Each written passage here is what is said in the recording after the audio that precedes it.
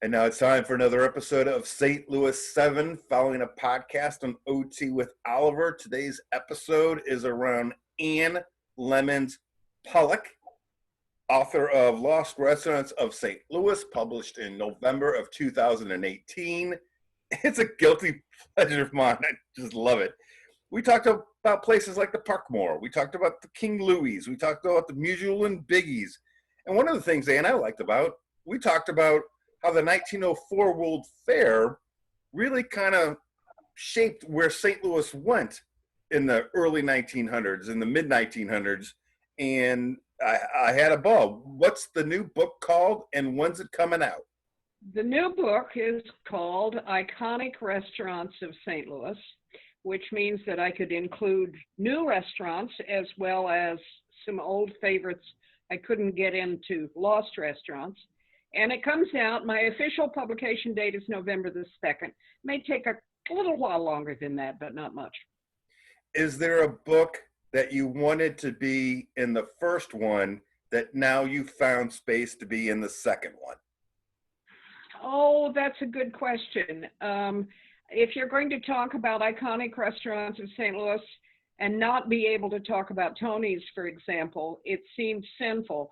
But since the publisher was quite specific that those restaurants in the first book all had to be closed except for maybe two, and I did persuade them to put in a third one, I left Tony's out. I knew it would take space and there were great stories, but it's in the new book. For people who live in St. Louis, if you own a coffee table, you cannot not have this book on your coffee table. Or there's another room where it seems to be very popular too. All right, Ann, let's go ahead and get started. St. Louis 7, first question we ask everybody: where'd you go to high school and what do you remember?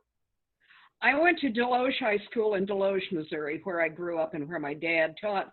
And the best thing about high school that I remember was the high school musicals. We did them before almost anybody else did. And our Les Rosen single was wonderful. What should St. Louisans know about the class of 72?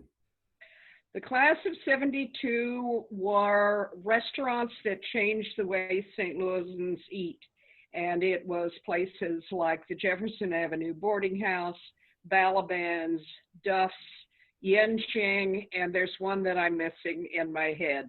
But they were so named by the restaurant critic at the Post-Dispatch before I married him in 1990. What, if anything, makes the St. Louis restaurant situation scene unique?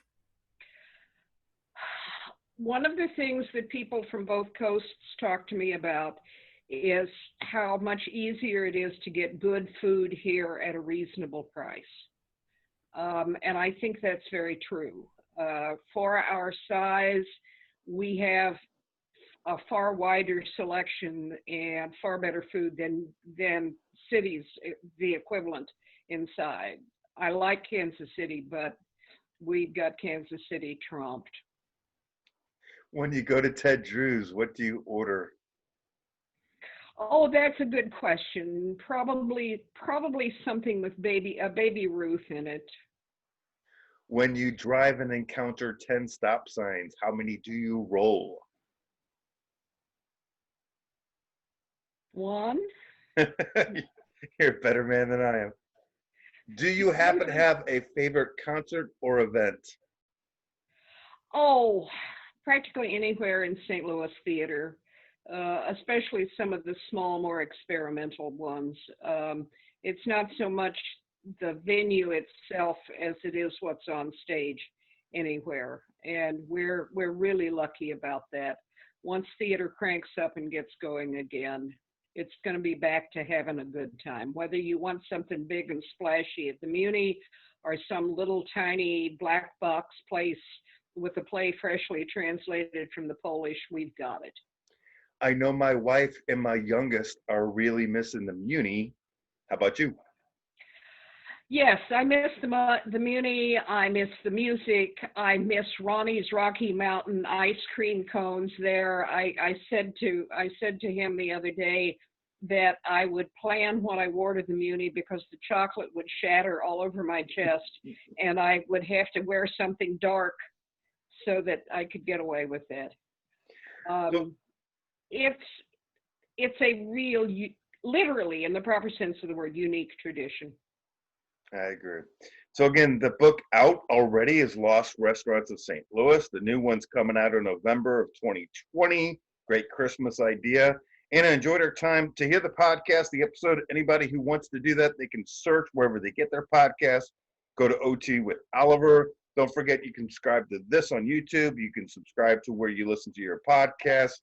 Here's the last question when it comes to people who sit down and have a St. Louis 7 with me. What makes you proud to be a St. Louisan? Oh gosh. I think the restaurants as much as anything. I love our restaurants. I love our restaurateurs. Any tradition that brings out a guy that's as important to the business as Danny Meyer, who is no longer a St. Louisan, but he is the St. Louis restaurateur writ large, and our guys in their own way are frequently just as good. And this hopefully comes off sincere. I'm just a huge fan. I love you documenting all these things that either I didn't know about or my kids are not going to know about. And I'm really thankful that you spend the time and you put pen to paper on that. Thank you. It has been so much fun researching this stuff. Stay healthy, be good. Thank you. You too. Goodbye.